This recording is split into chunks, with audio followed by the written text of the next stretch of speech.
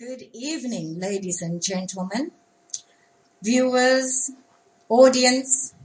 I wish to welcome you tonight to our show, The Uncomfortable Truth, where we uncover the real story. In the studio tonight, we have the executive officer of our new country, and I'm super excited to introduce you to him, George Williams, the first president of the First Nation of GoodHope country. Welcome, George Williams. Thank you very much, Vanessa. Good evening. Good evening, sir. Tell me, who is George Williams?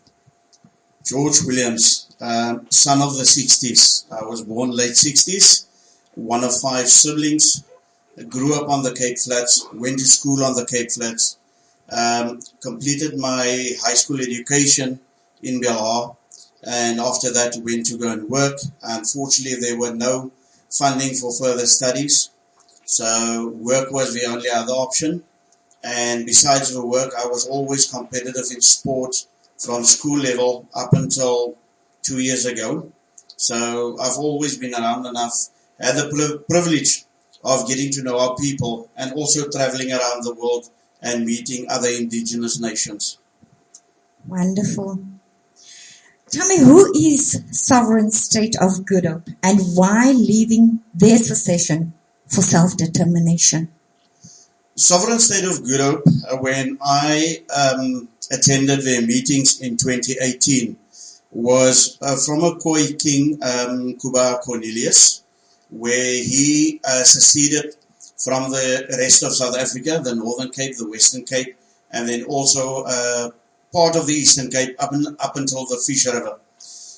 Documentation for the sovereign state of GoodHope never materialized.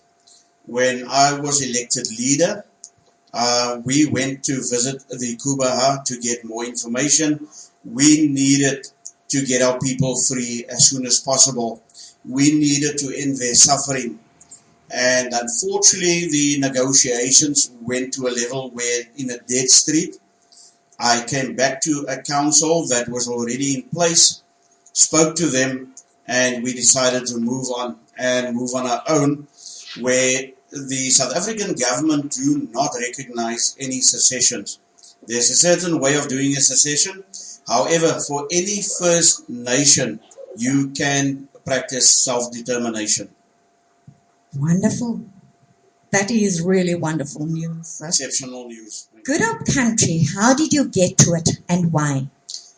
GoodHope country started, if we look at the history of the southern point of Africa, all the years from the days of the Portuguese, even the Chinese before the Portuguese, that came to the southern point of Africa and stopped to get refreshments at some of the harbors, they've always referred to it as a country of GoodHope.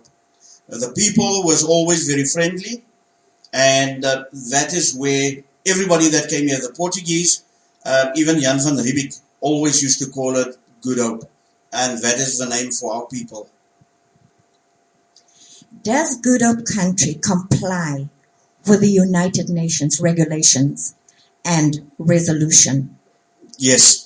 When we started GoodHope country, the first letter that we sent out to United Nations to inform them of GoodHope country and its government, and we applied for full membership to the United Nations. We adopted the United Nations Charter, that is very important, and then we used the United Nations documentation as guidelines to start up GoodHope country. We've used the UNDRIP report, we've used the ILO 169, and then we use certain resolutions. One of the resolutions that is very prominent, and that was the one that we delivered, is the resolution 1514, which is the declaration of granting independence to colonial territories and people.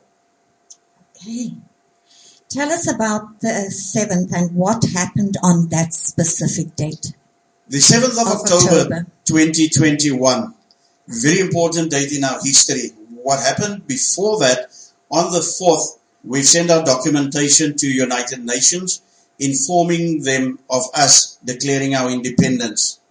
On the 7th of October, that same document was also emailed to the office of the president, and on the 7th it was hand-delivered to Parliament. Is that the President of South Africa? President of South Africa, unfortunately, himself were not available. A director from his office came on his behalf and received the document from us. Video footage and obviously photography footage are available for that. Wonderful. Why was the 15th important for all coloured people?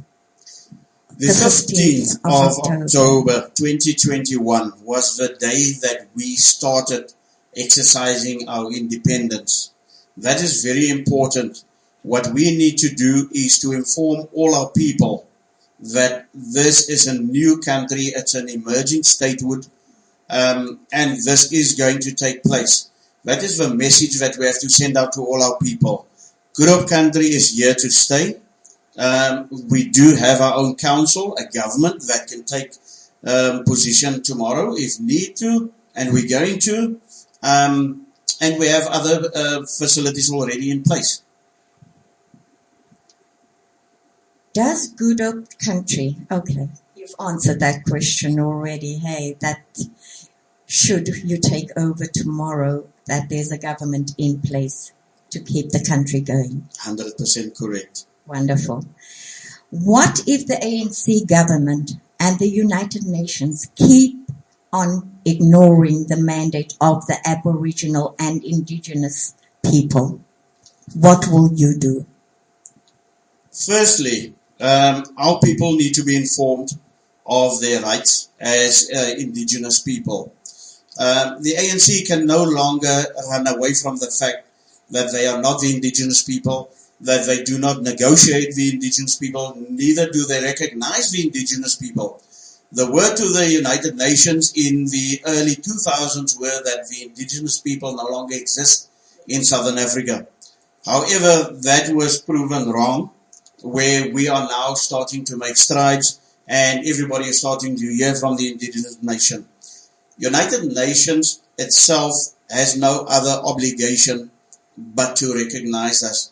And therefore, what we are doing on self-determination is putting it out to them that we are here to stay and we need to rule our own people. If we should allow you to speak to the nation, what would you tell them? Okay, let's start at the beginning of GoodHope country. Vir al ons mense daar buite, 'n nuwe vlag wat ons nuwe land verteenwoordig. As ons kyk hierso, die brein wat ons mensdom verteenwoordig, die groenigheid wat ons landerye verteenwoordig, en dan hierso die bok en die pylenboog, dit is wat ons voedingsstelsel verteenwoordig. Then we look at the blue, that is obviously the heavens above. We have our stars, that is where your Milky Way represents, and then we have the fire. In the olden days, when the elders need to discuss important business and they need to make certain decisions, they would normally sit around the fire. That is what the flag represents for our people. That is very indigenous to our people.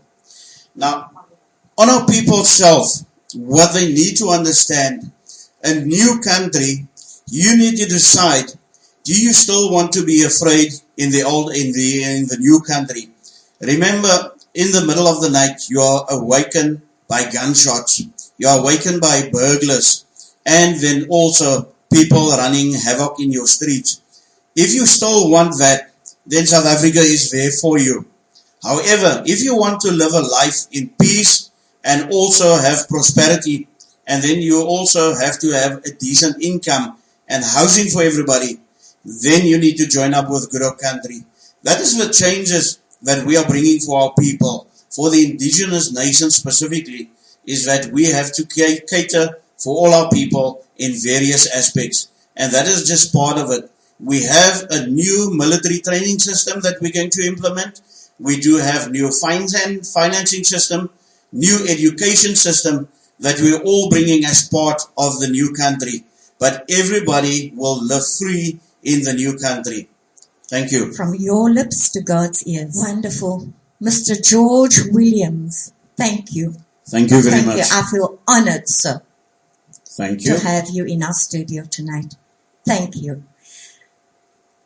People, history is going to be rewritten. GoodHope country is going to make history. And it's going to be there for generations to come. This is the uncomfortable truth with Vanessa, where we uncover the real story.